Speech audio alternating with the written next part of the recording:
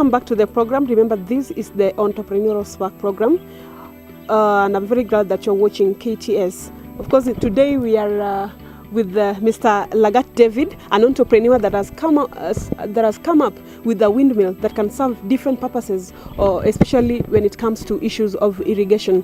Mr. Langat, welcome back, and kindly just tell us more about the main reservoir.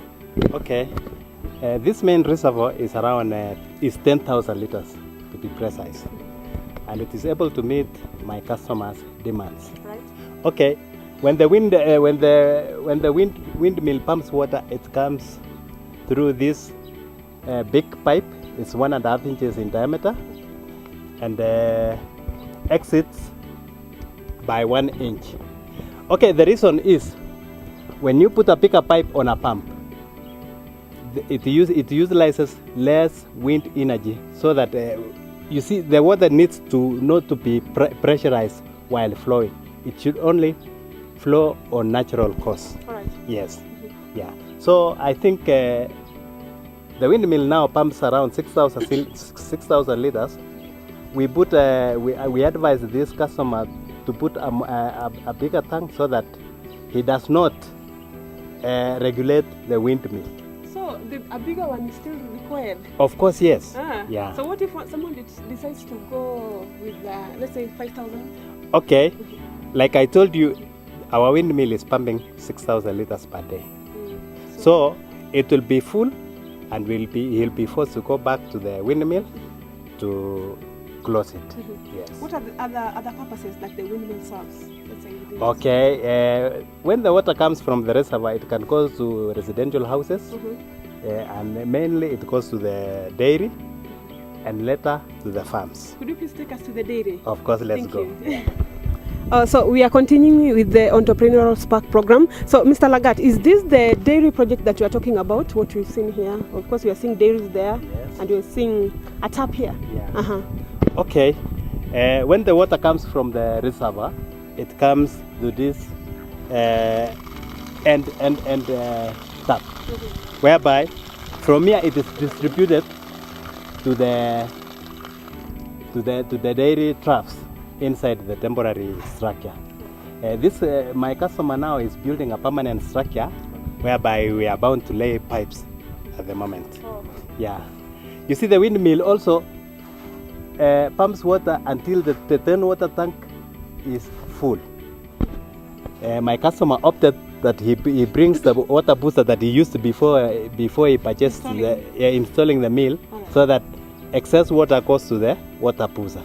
Yes. So what are some of the challenges that you encounter in the process of installing the technology?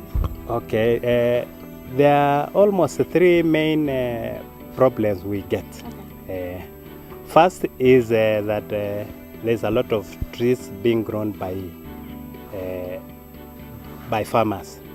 That tends to bring windbreaker. It breaks the wind from flowing to the vane. That's creating low efficiency. The other thing is user instructions that we give.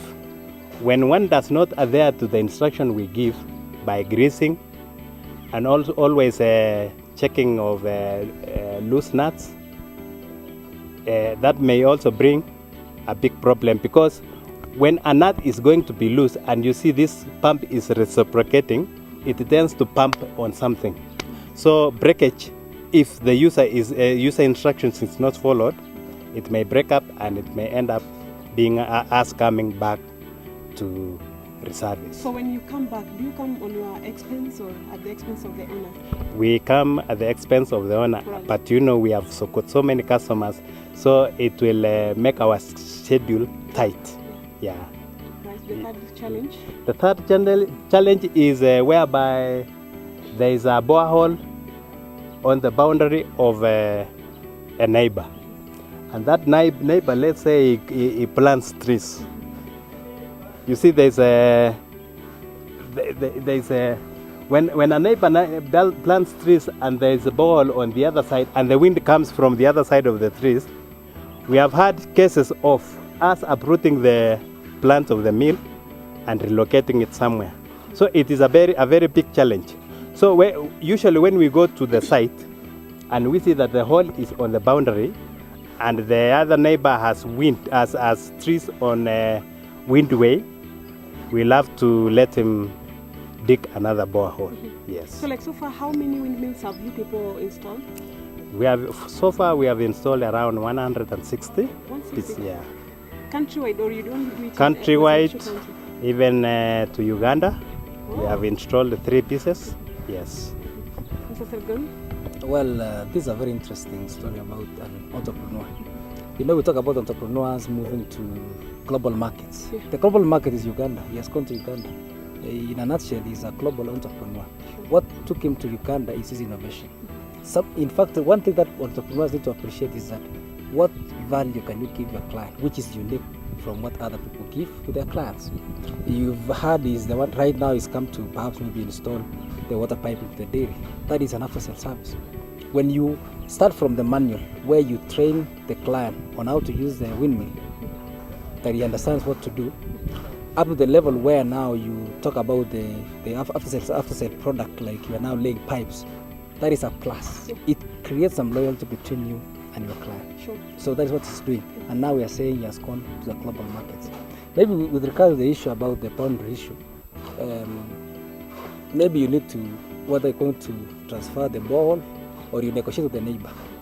An alternative is the neighbor can be given a small tank there so that when this water is pumped, he'll get some water there, but then he'll be able to really trim the trees. Now so at that whose expense? I mean, even at the expense of the person who is installing, because it's more expensive to sink a borehole, to relocate a borehole, than to allow your neighbor some trough of water and maybe some small tank. And in fact, that will create even a good neighborliness. So they need to look for such kind of strategies to ensure that the boreholes, when they are installed, to be able to serve the client. Finally, I think this kind of project must be justified by the other entrepreneurial projects. Dairy, like dairy farm, like what the farmer is doing here. He has quite a number of animals and is doing pretty well. He can now again do irrigation so that his kind of farm becomes an active farm throughout the year, because now we move away from the rain-fed kind of agriculture. And how do you deal with the issue of networking? You said that you've gone to Uganda, yes, and other counties in Kenya. Yes. So how do you network? Okay,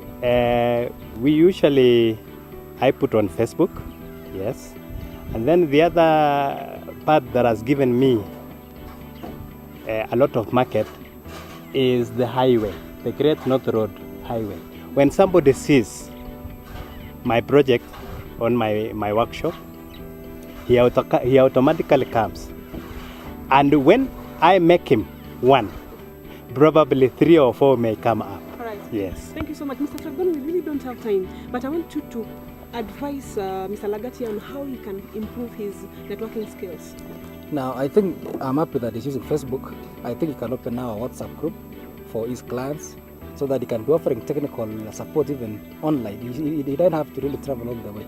He'll be able to tell the client, can you take a snap of that particular windmill and then send me. When he sees it, he tells him the problem is this, look for a local fundi. You can be able to grease and then you can use that particular nap. Sure. So you can do that. But one very important, as he puts it, the market of any product is a satisfied client.